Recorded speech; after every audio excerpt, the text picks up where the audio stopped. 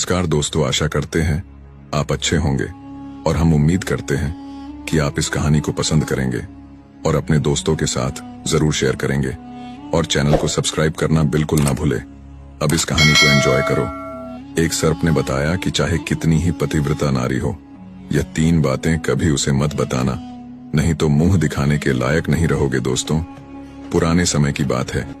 एक जंगल से एक सपेरों का झुंड कहीं जा रहा था। सपेरे एक सुनसान जंगल से होकर जा रहे होते हैं। एक घनी वृक्ष की छाया देख वहां बैठकर आराम करने लगते हैं। इस वृक्ष के पास एक विशाल सांपों की बांधी थी। एक सपेरा पहचान लेता है, इसमें कोई सर्प मिल सकता है। सपेरों का तो काम ही होता है सांपों को पकड़ना। वह अपने साथियों से कहता है कि हमें यह बिल खोद कर देखना चाहिए, और इस तरह सपेरों ने उस सांप के बिल को खोदना शुरू कर देते हैं। उस बिल से एक बहुत ही भयंकर काला नाग निकलता है। सपेरों ने उस नाग को पकड़ लेते हैं और पकड़कर अपने पिटारे में बंद कर लेते हैं। सपेरे उस सर्प को पिटारे में रखकर वहां से चलने आगे की ओर चलने लगते हैं। चलते चलते उन सपेरों के मन में विचार आता है कि हम इस नाग का जहर निकाल देते हैं। कुछ दूर आगे चलने पर उन्होंने उस पिटारे को खोल लेते हैं जिसमें वह नाग बंद था। सपेरों ने जब पिटारे को खोलकर देखते हैं तो सभी सपेरे उस पिटारे को देख हैरान रह जाते हैं। उस पिटारे से नाग गायब हो चुका था और उस जहरीले नाग की जगह उस पिटारे में एक बहुत ही सुंदर और कीमती नौलखा हार रखा हुआ होता है। उस नौलखा हार को देखकर सपेरे बड़े प्रसन्न होते हैं। सभी सपेरे इस बात को सोचकर हैरान थे कि हमने तो एक सर्प पकड़ा था, पर यह हार कहां से आ गया है। लेकिन चलो, अच्छा ही है, यह हार तो और भी ज्यादा कीमती है। चलो हम इसे लेकर राजा के पास चलते हैं। राजा इस हार के बदले में हमें मुंह मांगा धन दे देगा। तो दोस्तों, यह सोचकर सभी सपेरे राजा चित्रसेन के शहर को चल देते हैं। चलते चलते सपेरे राजा के महल में पहुंच जाते हैं। इधर राजा का दरबार लगा हुआ था। दरबार में राजा और राजा के सभी मंत्री बैठे हुए थे। तभी अचानक दरबार में सपेरों का एक झुंड प्रवेश करता है। सभी सपेरे राजा को प्रणाम करते हैं। राजा जब सपेरों को दरबार में देखता है तो उन्हें बैठने के लिए कहता है और उनसे आने का कारण पूछता है। तो सपेरे कहने लगते हैं, महाराज, हम तो ठहरे सपेरे, भला हमारा आपके पास आने का क्या कारण हो सकता है, परंतु हमारे पास एक बड़ा ही कीमती हार है जो आपकी महारानी की गले की शोभा बढ़ा सकता है। सपेरे कहते हैं, महाराज, ऐसा हार आपने पहले कभी नहीं देखा होगा।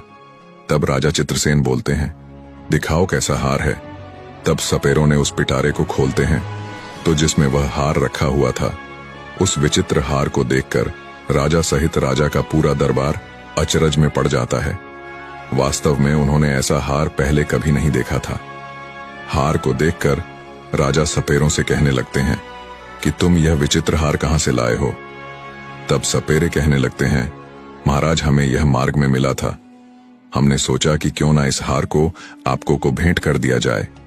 तब राजा कहता है, ठीक है, हम तुम्हारी यह भेंट स्वीकार करते हैं। यह हार देखकर हमारी रानी बहुत खुश हो जाएगी। इधर राजा अपने मंत्री को आदेश देता है कि सपेरों को उचित इनाम देकर और सम्मान पूर्वक दरबार से विदा किया जाए। सपेरे खूब सारा धन लेकर दरबार से विदा हो जाते हैं और राजा वो हार की टोकरी अपने पास रख लेते हैं। पूरे दिन राजा राज दरबार में बैठकर अपना राजकाज काम करते रहते हैं। धीरे धीरे शाम होती है तो दरबार को समाप्त करके राजा हार वाली टोकरी अपने साथ लेकर महल में जाता है और महारानी से कहता है, देखो, आज तो मैं तुम्हारे लिए बहुत ही सुंदर उपहार लेकर आया हूं, जिसे तुम देखोगी तो बहुत खुश हो जाओगी। तब रानी कहती है, महाराज, ऐसा क्या लाए हो तुम मेरे लिए।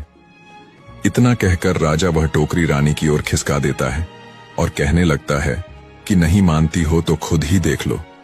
दोस्तों, जैसे ही रानी उस पिटारे को खोलकर देखती है तो उसमें एक बहुत सुंदर तेजस्वी एक छोटा सा बालक सो रहा होता है। उस बालक के चेहरे पर अलौकिक दिव्य चमक थी। बालक इतना सुंदर था कि रानी उस बालक को देखते ही रह जाती है और कहने लगती है कि महाराज, इसमें तो बड़ा ही सुंदर बालक सोया हुआ है। तब राजा कहने लगता है, नहीं, इसमें तो नौलखा हार था, यह बालक कैसे बन सकता है। राजा को जब रानी की बात पर भरोसा नहीं हुआ तो राजा वह टोकरी लेकर स्वयं देखता है। तो दोस्तों, वास्तव में राजा का आश्चर्य का ठिकाना नहीं रहता है। बालक को देखकर राजा और भी ज्यादा प्रसन्न हो जाता है। राजा और रानी हर समय संतान के बारे में सोचकर दुखी रहा करते थे।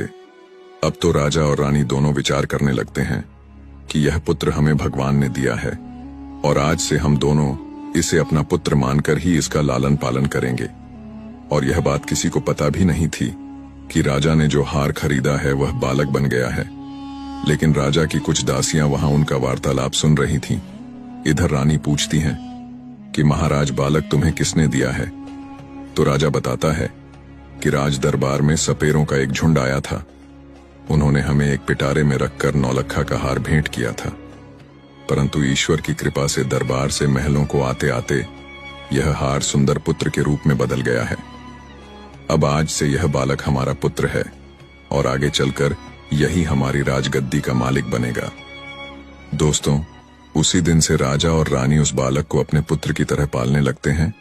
एक दिन राजा अपने दरबार में यह घोषणा करता है कि हमारी रानी के गर्भ से एक सुंदर पुत्र ने जन्म लिया है। यह सब सुनकर प्रजा में खुश होती हैं और पूरे नगर में उत्सव मनाया जाता है। यह सब देखकर राजा और रानी बहुत प्रसन्न होते हैं। धीरे धीरे वह लड़का बड़ा हो रहा था और जैसे जैसे समय गुजरता जाता है वह लड़का जवान हो जाता है। अब वह लड़का शादी के योग्य हो जाता है। तब राजा के मन में विचार आता है कि अब मेरे पुत्र का विवाह कर देना चाहिए। एक दिन राजा अपनी महारानी से कहता है कि अब हमारा पुत्र विवाह के योग्य हो गया है और अब इसका किसी सुंदर कन्या से विवाह कर देना चाहिए। राजा का यह प्रस्ताव रानी को भी बहुत पसंद आता है। रानी कहती है, महाराज, शुभ काम में देरी कैसी, जितनी जल्दी हो सके आप मेरे पुत्र का विवाह कर देना चाहिए। दोस्तों, राजा चित्रसेन के राज्य के पास ही एक दूसरा राज्य भी था। उस राज्य के राजा का नाम जयंत था।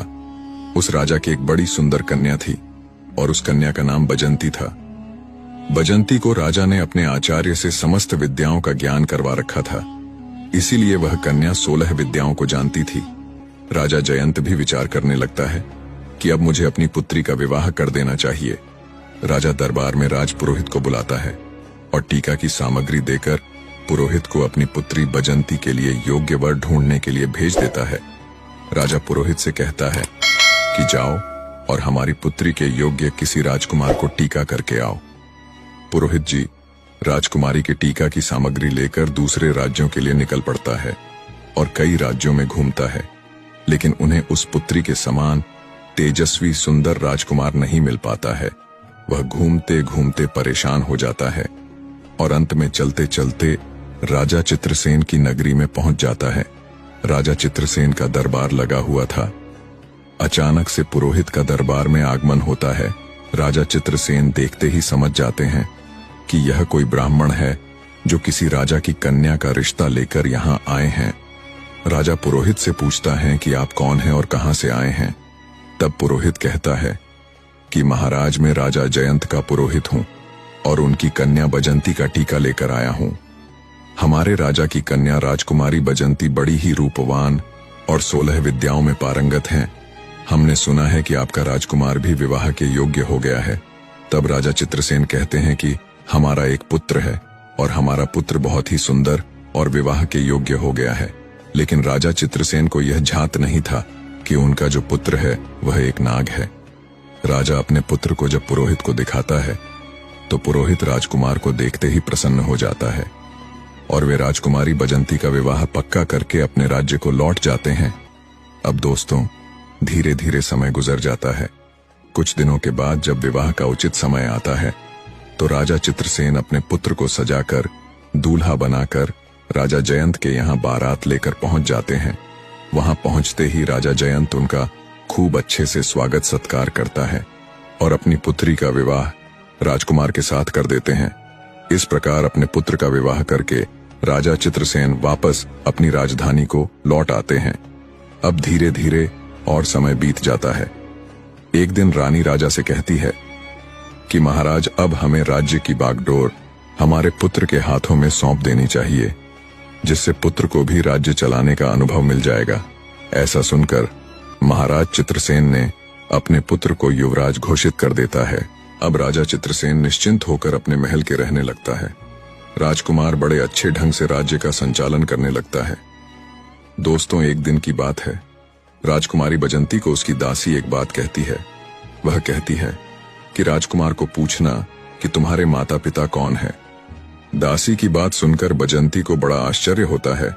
रानी बजंती कहने लगती हैं कि यह तुम क्या कह रही हो, क्या हमारे पति महाराज चित्रसेन के पुत्र नहीं हैं?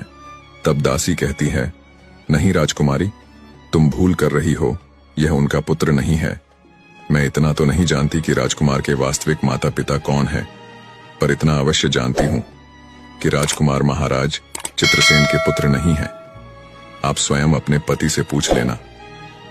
अब तो राजकुमारी बजंती के मन में भी अपने पति को लेकर शंका उत्पन्न होने लगती है। राजकुमारी मन में सोचने लगती है कि आज शाम को जब राजकुमार महल में आएंगे तो मैं उनसे यह बात अवश्य पूछूंगी। राजकुमार जब शाम को महल में आता है तो राजकुमार की पत्नी बजंती राजकुमार से कहती है कि महाराज, मैं आपसे एक प्रश्न पूछना चाहती हूं। राजकुमार कहते हैं, पूछो रानी, क्या पूछना चाहती हो? तब राजकुमारी पूछती है कि मुझे यह बताइए कि आपके माता पिता कौन हैं और तुम किस राजवंश के हो। यह बात सुनकर के राजकुमार का चेहरा काला पड़ जाता है और कहने लगता है, रानी, क्या तुम्हारी मति मारी गई है? मैं महाराज चित्रसेन का पुत्र हूं। तब बजंती कहती हैं कि नहीं महाराज, आप मुझसे कुछ छुपा रहे हैं, कृपया सच सच बताइए। आपको मां गंगा की कसम है, तुम मुझे यह भेद जरूर बताओगे।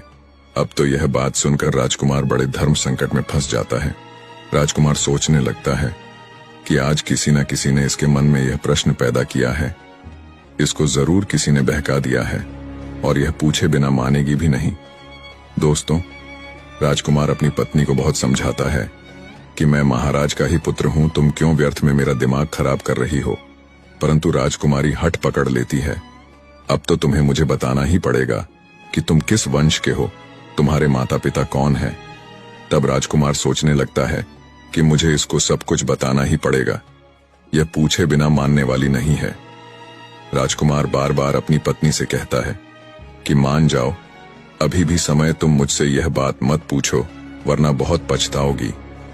लेकिन राजकुमारी तो मानो जिद्दी करके बैठ जाती है और कहती है कि नहीं बताओगे तो मैं भोजन ग्रहण नहीं करूंगी, मैं समझूंगी कि तुम मुझसे झूठा प्रेम करते हो। यह बात सुनकर राजा का पुत्र कहता है, नहीं मानती हो तो ठीक है, हम कल महलों से बाहर वन विहार के लिए चलेंगे और वहां चलकर मैं तुम्हें सब कुछ बता दूंगा। दूसरे दिन रथ सजाया जाता है, उसमें राजकुमार और उसकी पत्नी बजंती दोनों बैठ जाते हैं और वन विहार करने का बहाना करके दोनों महलों से निकल जाते हैं और एक नदी के किनारे आ जाते हैं। नदी को देखकर राजकुमारी बजंती कहने लगती हैं कि महाराज, आप मुझे इस नदी के पास लेकर क्यों आए हो? क्या इस नदी से तुम्हारा कोई संबंध है? तब राजकुमार कहता है कि मैं फिर तुमसे कहता हूं कि मान जाओ और मुझसे मेरे वंश के बारे में मत पूछो, वरना तुम्हें बहुत पछताना पड़ेगा। मगर दोस्तों, किसी ने सच कहा है, राजहट, बालहट और त्रियाहट ये बड़े बुरे हट होते हैं। राजकुमार के समझाने पर भी राजकुमारी नहीं मानती हैं और कहने लगती हैं, नहीं महाराज, मुझे आप जरूर बताओ कि तुम्हारे माता पिता कौन हैं और तुम किस वंश के हो। राजकुमारी बजंती जब नहीं मानती है तो राजकुमार उस नदी में नीचे उतर जाता है और जल के बीच पहुंच जाता है और कहता है कि रानी, अभी भी समय है, तुम मुझसे यह बात मत पूछो, अभी कुछ नहीं बिगड़ा है। लेकिन राजकुमारी कहती हैं, चाहे कुछ भी हो जाए, लेकिन मैं यह बात पूछकर ही रहूंगी। इस प्रकार राजकुमार नदी के और गहरे जल स्तर में पहुंच जाता है। जब छाती तक जल में पहुंच जाता है अभी, तो राजकुमार फिर रानी को समझाकर बोलता है कि रानी मान जाओ, आपका पूछना मुझे आपसे हमेशा के लिए दूर कर सकता है। तब राजकुमारी बोलती है, चाहे कुछ हो जाए, आपको इस भेद को मेरे सामने रखना ही होगा। अब राजकुमार और आगे बढ़ता है और जब अपने मुख के बराबर पानी आ जाता है तब कहने लगता है, रानी, अभी आपके पास समय है, यह जानने की कोशिश मत करो कि मैं कौन हूं। परंतु रानी नहीं मानती है। दोस्तों, फिर राजकुमार अपना असली नाग का रूप धारण कर लेता है और नदी के जल के ऊपर अपना फन दिखाने लगता है और अपना फन दिखाने के बाद वह नदी के अंदर समा जाता है और फिर बाहर निकलकर नहीं आता है। राजकुमारी बजंती राजकुमार को खोजने की बहुत कोशिश करती है